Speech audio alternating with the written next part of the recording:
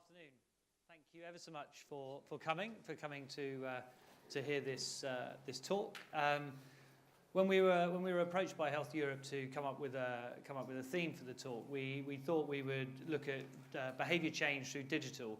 Then we thought we could come up with something much more interesting. So as the presentation started to develop, we realised through so much of the course of our work and so much of the course of the examples we want to present to you today, that we think there is a new view for how we should look at health services. And I think from what Andy told me from the plenary earlier, it seems to be structures and systems and processes that have been a regular conversation throughout the day. So hopefully we're going to take you through this session, looking at both some of the work that we've done, but also in the context of digital and thinking around how we can drive behaviour change. So it is about that, but how we can drive behaviour change using digital technologies. I'm going to stress this is not about systems. This is about digital and digital technologies, the technology that we all have in our pockets that many of you have already got out on your laps today, whether it's laptops, whether it's tablets, whether it's mobiles. So we're going to talk a lot about that. My name is Ian Pocock. I'm the Director of Service Design at Transform. We are a digital transformation consultancy. My colleague is Andy Wilkins, who is our Senior Product Strategist at Transform, and we have something to talk to you about. So I don't know if anybody has ever seen this, but this is a hole-in-the-wall computer. Has anyone heard of hole-in-the-wall computers before? And if somebody was to tell you that a Tamil-speaking child in a southern Indian village can learn the biotechnology of DNA replication in English from a street-side computer, who would believe me? You've seen the talk. I've seen that, yeah. So this is what happened in southern India. A real inspiration, a guy called Sugata Mitra, developed the idea and pioneered the idea of hole-in-the-wall computers.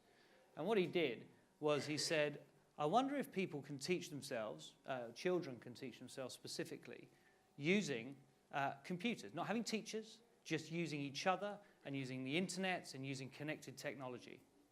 So what he found was he started off in a slum in Delhi, and by the end of the day, children who never encountered a computer before were browsing the internet, were understanding things about the internet, discovering things on the internet. And someone said to him, apparently, well, perhaps someone came by and showed them what to do. After all, this is Delhi. And so he said, well, okay, I'll go to a southern Indian village where nobody speaks English in this village and very unlikely to have a teacher nearby, and I'll see if I can replicate the experiment there. So he did. Went to southern India, put a bunch of computers under a tree, and said, I'm leaving for 2 months. That image is from Delhi, though. Sorry? That image is from Delhi, though. The image is from Delhi, yes. But the principle is it's under a tree.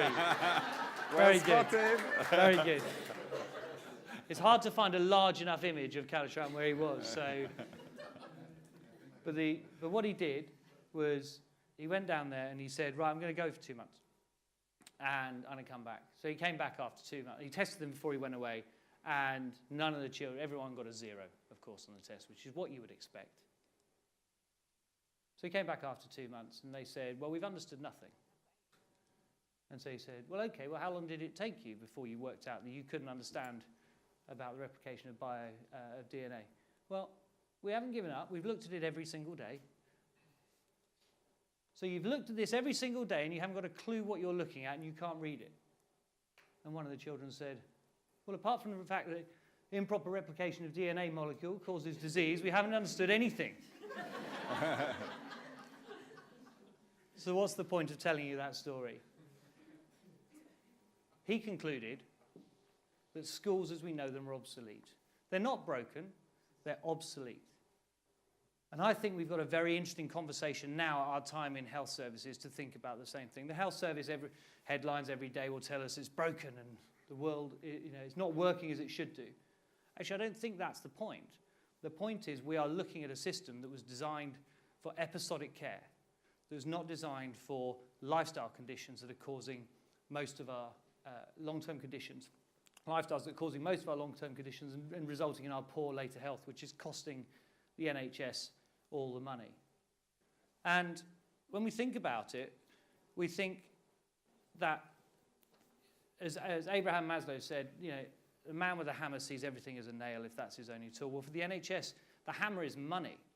The hammer is we need more money, and we have a perverse incentive within the NHS or within the health system, not just the NHS to be fair, but the health system, that we have to spend more money on treatment. So we spend 95% of our money on treatment, of treating diabetes, costing 10% of our NHS budget, instead of taking 5% and putting it into prevention. Well, imagine if we changed that. Imagine if we used new tools, new technologies, and invested in those services. So we're not spending 5%, but 20%, even just 20% of our money on prevention and preventing the lifestyle conditions that lead to things like COPD and diabetes.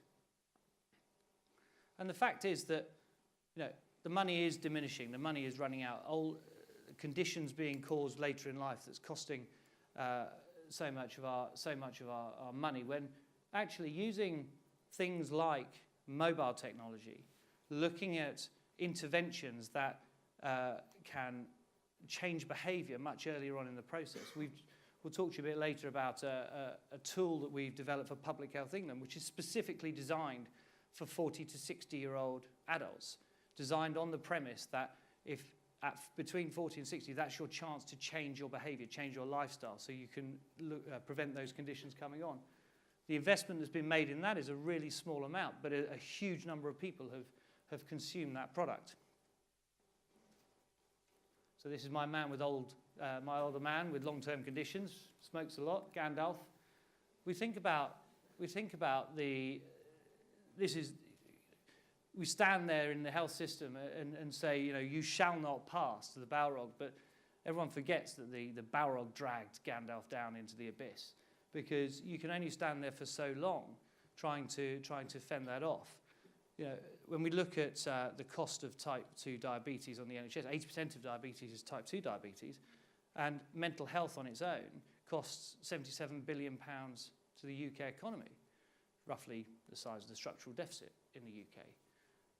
There are services that are not being provided because of the cost of that, but technology, thinking about how we design those services, thinking about the needs of users, we can design those services in new ways that provides early intervention, that looks at how we change the behaviour, so we get people to behave in a different way around, whether it's eating, whether it's smoking cessation. I worked on a program a few years ago which looked at smoking cessation, and instead of targeting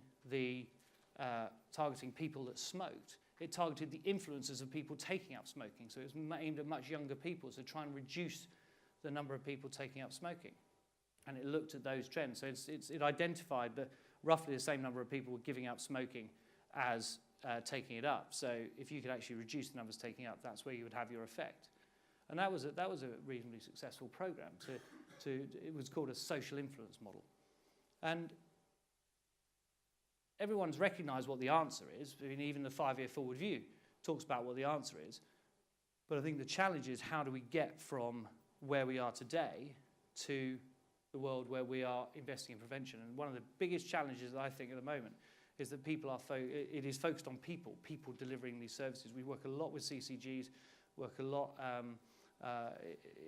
with CSUs, and looking at the conversation always comes back saying, well, how are we going to provide it? The system doesn't support it. Our technology, our infrastructure doesn't support what it is we're trying to do. So the key thing that we're trying to focus on in our work, and so much of our work, is saying, put technology to one side. Think about what it is that patients need, what is it the public need, what is it that users want to engage with. Work out what's likely to shift their behaviours. What are their circumstances all about? Who are they? How do they live their lives? Deal with the technology at the end of it. Deal with the digital tools, deal with the services, just as a way of providing that. But focus on what the user need is, what's likely to shift their behaviour. So where does this go? Where do we take these services? We think it's technology, clearly. There are tools, there are products, there are services, there are a multitude of apps, there are a multitude of different types of technology, and the challenge for us is to make sure we understand how we can interpret the landscape of tools. So it's not just we can build loads of cool stuff, and that's great, but The NHS is filled with lots of pilots and lots of prototypes that are very cool technology. But how do we know what the right ones are to use? When you think about collaboration, this can't be a solution that is designed and owned entirely within the health system. This has to use the really smart people in not-for-profits, the academics, the partners in technology companies who understand different facets about engaging with people and engaging with individuals, and also the subject matter expertise around those conditions. We'll talk a bit later about some of those areas where we've worked, which partnered technology companies with experts in particular types of health conditions and made huge differences in people's lives. And it's about the community. Overwhelmingly, people are influenced by their community, by their environment, by where they live. They don't want to necessarily be different from that community. One of the things we've found in our work in public health is trying to get the behaviour change. People don't want to stand out. People want to be part of their community. So how do we get the community to change? And there's some experiences we've had there. And this is kind of my vision of when people come and talk about digital and technology. It's kind of a crazy world where you can have loads of cool things and loads of great ideas that can come up. But it's a bit scary. It's a bit, we have to go through the looking glass and what's going to come out the other side? Well, we might get an app, we might get a website, we might get a new diagnostic tool, loads of different things, but how does it all knit together?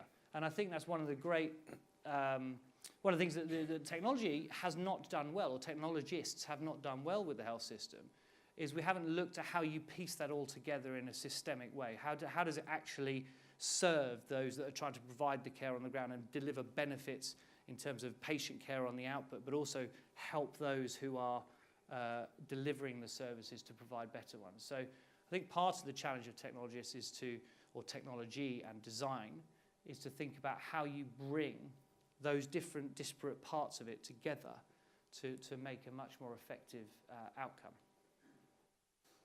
So I'll let Andy talk to you about some of the work that we've done, which hopefully will provide you some real interest. Excellent. Thank you very much, Ian, for that. So he set the stage nicely. There's a big challenge here. Technology has a role to play, but it needs to be seen in the context of a system that's already there that needs to also think about changing, and also about a recognition that we need to get deeper into understanding how people live their lives and how best, through behavior change, to use technology to make the better outcomes that we all want. I'm going to spend the next 10 minutes or so going through quite a lot of things. So I hope you kind of awake and got your brains ready. I'm going to take you on a journey to whole system populations right down to individual behaviors. And I'm going to do it quite quickly. So hopefully you can follow me on this journey. One of the things from the work that we've been doing across public health and into the healthcare system is that there are a lot of actors involved in the provision of service. So we all know that there are a lot of silos that need to be addressed. And so when thinking about how we change solutions, it's not just about the technology, it's about how the underlying system also needs to sort of adopt and change its way of operating to make use of the technology to deliver the change that we all want to see. One of the interesting things that not many people are kind of aware of, but it becomes quite evident when you think about it, long-term condition patients. Now, Kaiser Permanente did an interesting study, you might know them, one of the leading providers in the US, of how much time does a long-term condition patient actually spend in front of a healthcare professional, and how much time do they spend on their own managing their condition? And what they found is that less than 0.1% of a long-term condition patient's time is actually spent with a healthcare professional. 99.9% or more is on their own coping with the condition. But guess where all our focus is? It's on the 0.1%.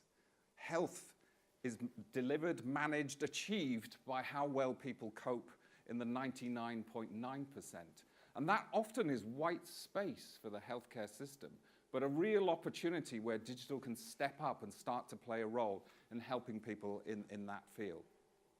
Now, this was brought to life quite vividly by a piece of work we did with the Royal Free Hospital.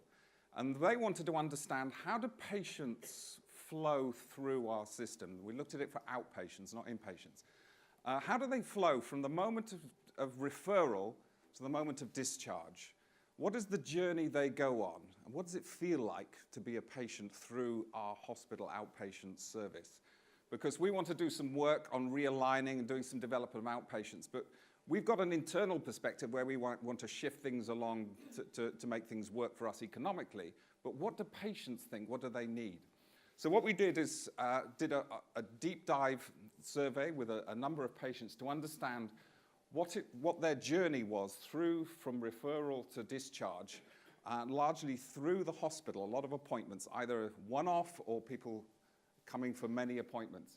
And we identified a whole bunch of really profound problems and issues that patients have to deal with, largely because it's a very siloed experience. You arrive at the hospital, you get a kind of an experience when you walk in, the front office staff will direct you, then wander through the hospital, get lost. You might arrive at a clinic.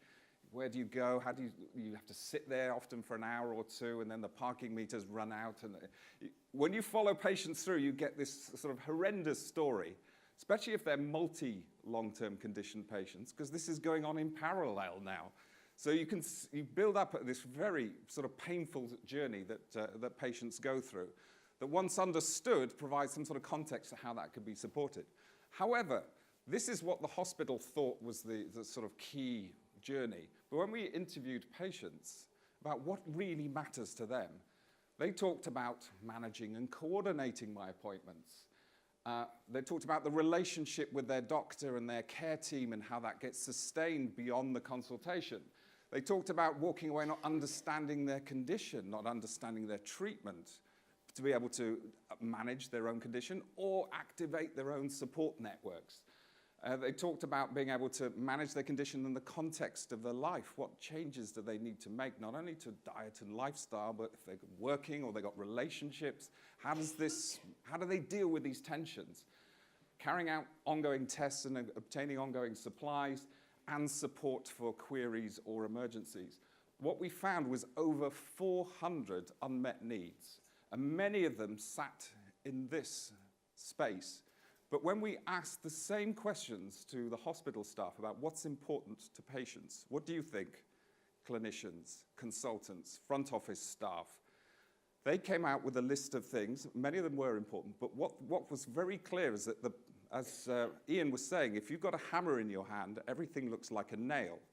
So the clinicians would look through the lens of what they do, and they would see a patient, and they would identify what they thought mattered to patients. The front office staff would do the same, nursing would do the same.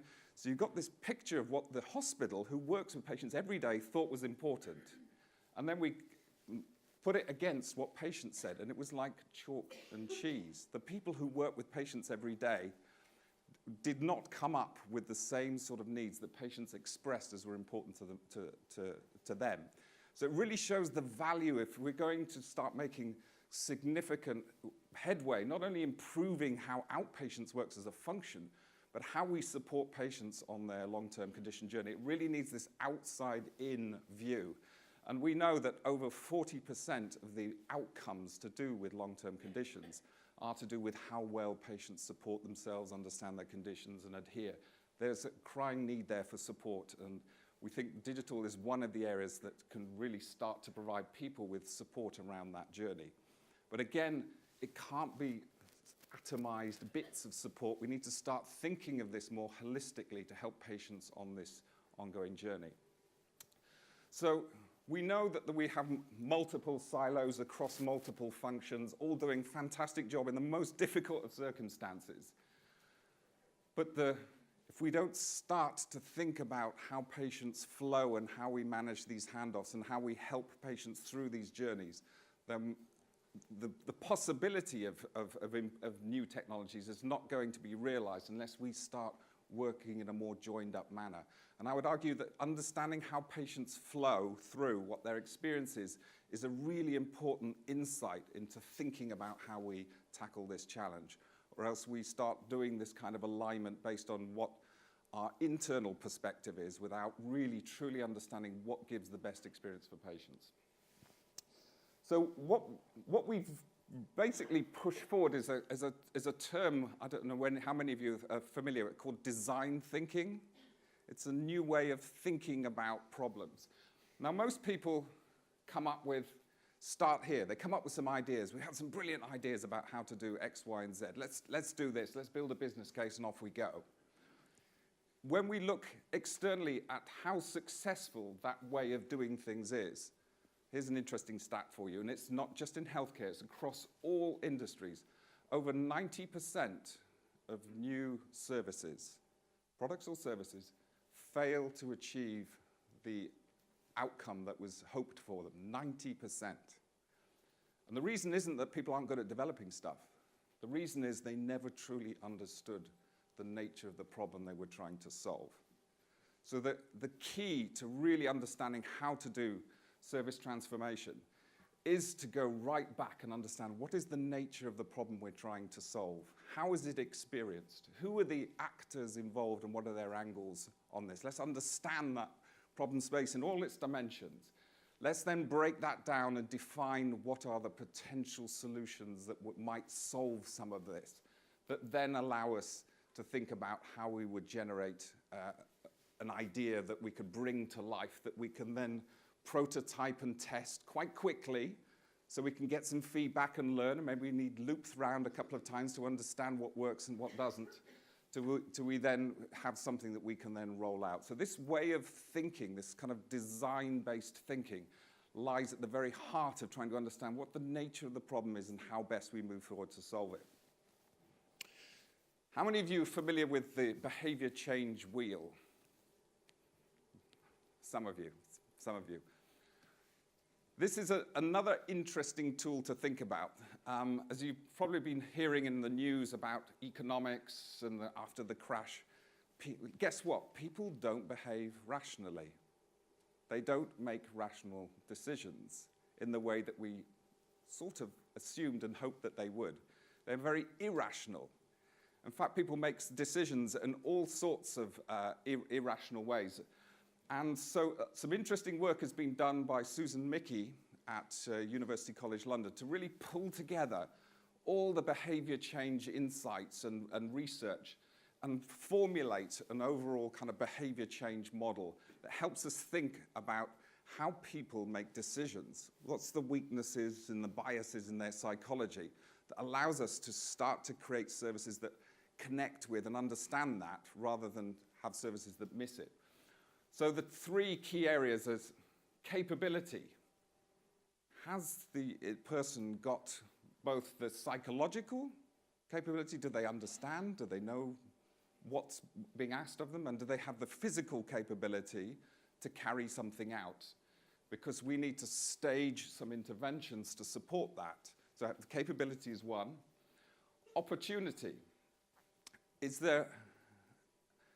Are there resources available for them to make those choices that we want them? Have we designed what they call a choice architecture that lays things out to allow people to make the right choices? Have we, as Ian said, created or have the ability to sort of nudge social norms to involve the community in terms of making opportunities more available, more attractive? And finally, have we been able to create the right level of motivation? What inspires people to want to make a change? And what are the things that are stopping them? Do we understand what those are? Can we reach in and speak to those to reduce the things that act as blockers and leverage the things that are likely to motivate people? Now, here's a little bit of a busy diagram. I can see you going, where's he going with all of this? Health is massively complicated. It is complicated, which is why it's such hard work. But we know increasingly that mental health affects physical health, and physical health affects mental health. There's a complexity here that we're only just starting to understand.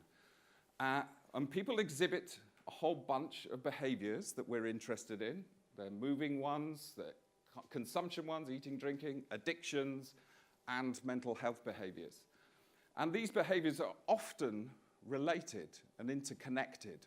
And quite often we miss it when we go through one behavior at a time, the interconnection of those behaviors, often cluster together.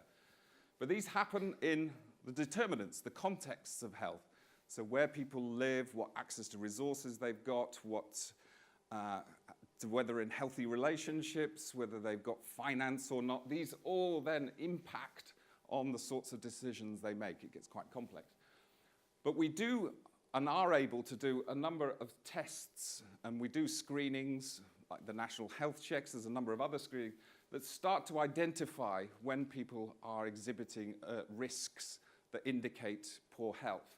So although we might communicate with them around here in a pure prevention, when we are able through screening to be able to identify a risk factor, it offers another opportunity to talk to people with the sense more urgency around these behaviors. And ultimately, if they do get sick, of course, with a long-term condition, all these behaviors are still relevant, but now need to be orchestrated around the particular long-term condition. So thinking about people more holistically and the multiple factors that affect are part of the greater understanding that we need to get around how we support people. Now, the fascinating new role that mobile, and in particular, can play in this is that mobile is something that people carry with them every day. Now, 80% of the UK population now carry a smartphone. The average amount of time that a person spends looking at a screen is 2 hours a day. The average number of times people check their phone is 150 times a day. As people are going through these behaviors, their mobile is with them at every stage. Mobile gives us a really fascinating opportunity to get into the heart of how people live, to both inform, to trigger, to nudge, to support them in making the changes that they often want to see themselves. So it's an incredibly important and powerful platform to get into this world. So I'm going to talk a little bit now from less theoretical, more to stuff that we've done, where we've tried to bring some of these to bear on real concrete examples. So recently, Public Health England did a big sugar campaign. How many of you downloaded the Sugar Smart app? A few of you. Oh, these public health people didn't land it. The Sugar Smart app was part of the campaign to drive awareness of sugar. And this has been spectacularly successful, much more successful than Public Health England, in fact, expected. So we designed a sugar app that sits on a phone, you download it, and it's uses the camera to be able to scan a barcode, and then up pops on the screen how many sugar cubes is in that drink, in that package, in that whatever. So there are a couple of things there. One is that we're making it extremely easy at the moment that people are quite interested in how much sugar does this have. Bam, their phone is with them. Click, bam, on the screen it comes.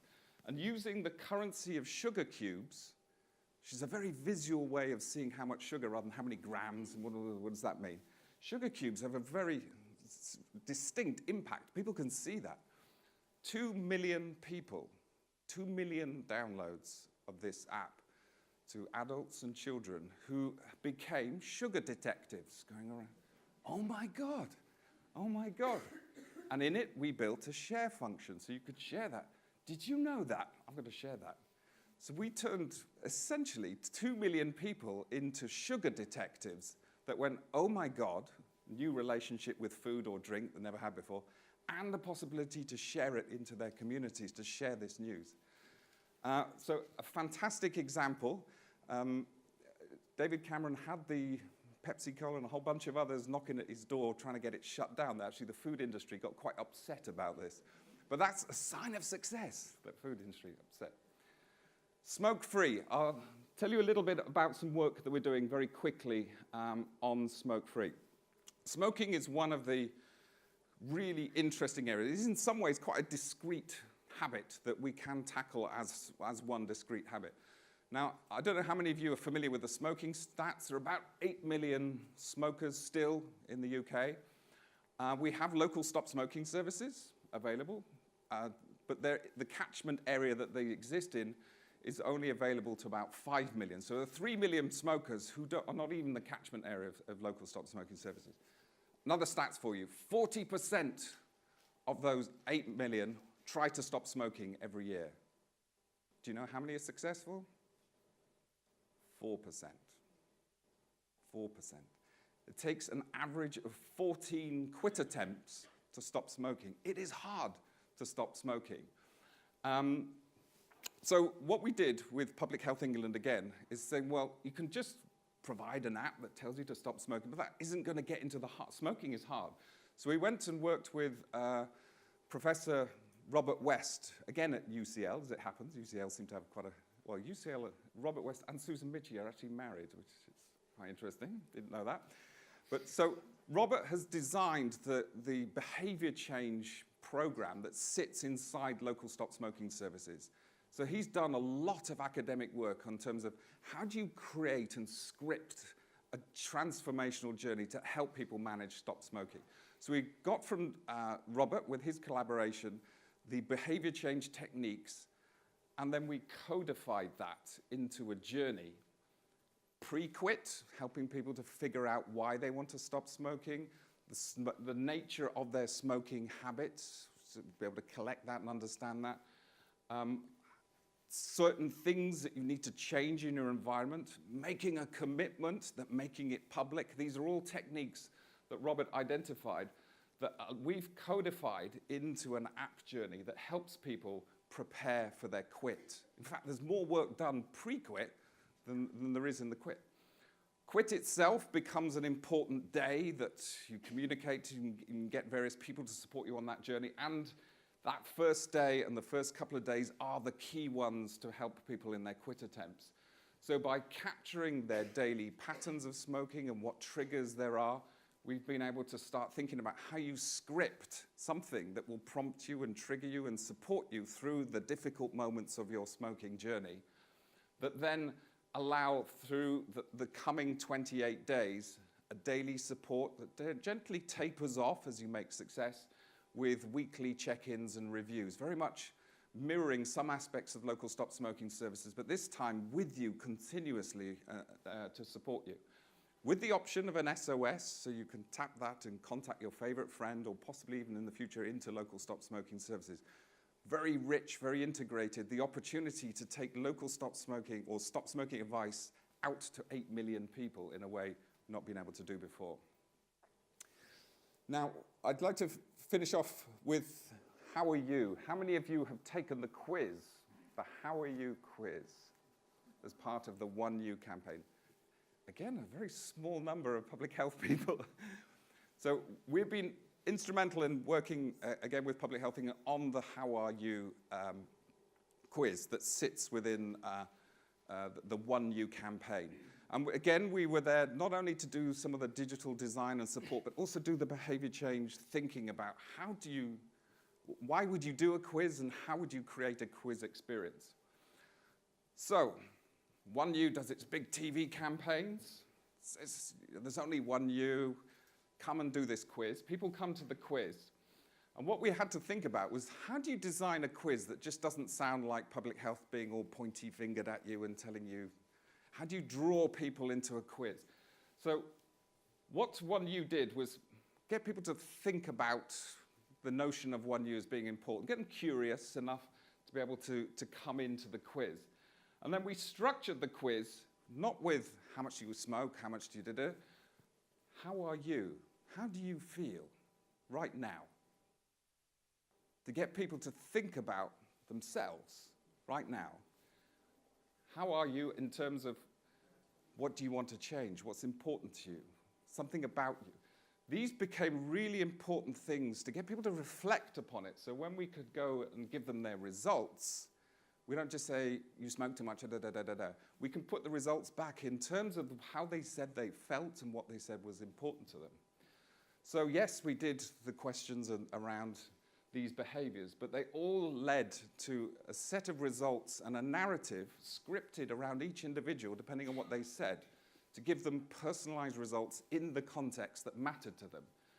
So we got them to think about these behaviors in the context of their life. How does this apply to me? Not just the pointy finger, but how does this apply to me? Internal reflection that then acts as the motivation to change. And that change then may be something they do themselves, or this is where digital tools, once you've got people, yeah, I do want to change, you need to provide at that moment the right digital tools to do it. So I'll give you an example of one of the questions. People who've done it will have seen this. It's taking a different type of user experience approach to how you do this. It's not typical public health language.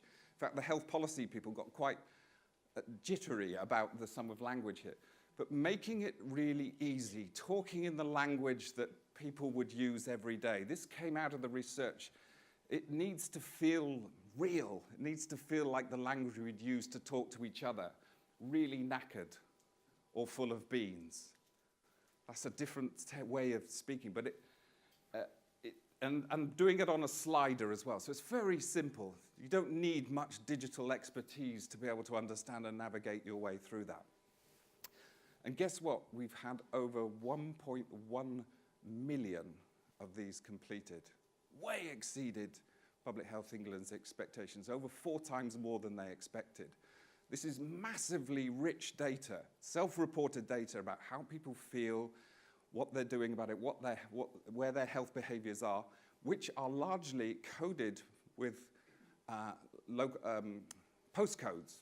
So there's an opportunity to circulate some of that data back into local authorities, say, what's going on in your local authority around this, which helps real-time data about what's going on and where people are in their journeys, which I think is a really exciting part of where this digital journey it gives us data we can share and get some understanding. So some of the apps that sit off the back of that, which we've helped sort of redesign, Couch to 5K. So if people were scoring low on movement, then here's an app that supports you in getting off that sofa and being able to take your journey to being a fitter, healthier person. And also the One New Drinks tracker to help people get a better sense of what they're drinking and what they might want to do in terms of nudges and improvements and alternatives. So hopefully that's given you a rapid journey through some approaches. It's not just about digital, it's about new ways of thinking outside in and trying to get the system to think about using that insight to help with its journey of change. Then digital can really start to make these transformations and close the gap that Ian talked about. So I'll hand over now to Ian to round off. Just want to give you one very quick example of, we talked about community earlier and the importance of community in this process. And we work with Netmums. A few years ago now, started in 2007. And the hypothesis was, can you use a social community to support mums with postnatal depression? And what we found was, and I'll just go so I can read the stats to you and be absolutely right. We ran it for 3 years. The overwhelming majority of their users in their forums had some level of issue with depression. The importance of what they were able to provide was they were able to provide normalization, a forum for safe discussion, a place where people didn't feel stigmatized in having that conversation. It became profoundly important, and it prevented, in some cases, some very serious consequences from social communities. So to give you an idea of the stats, and this is where I want to kind of leave you with the idea of value, that we can look at technology and community and collaboration. We had it evaluated by Matrix Knowledge. Every year, Netmums, it's bigger now, but when we finished with working with them, every year Netmums contributed to 8,300 cases of avoided postnatal depression. A further 1,200 mothers avoided severe postnatal depression. It contributed to 26,000 GP visits that were avoided, unnecessary visits avoided. 53,000 health visits appointments didn't need to happen, so they could focus on other areas with other mothers. Yeah, the value was £8 for every £1 that was invested by the Department for Education in the Netmums community. Now there are about 5 million users of Netmums. When we started with them, there were about 300,000. It grew to 5 million today. It still provides a vital service. It's no longer publicly funded, the Parent Supporters Service, which supported mums on those issues. But the impact of community on normalizing issues that people don't want to talk about is incredibly powerful. And you align that with technology, and you realize the value of investment versus the value of return is huge. So we'll stop there and say thank you very much. Appreciate we're running into your lunch hour, but thank you for your time. Any questions, you're very welcome.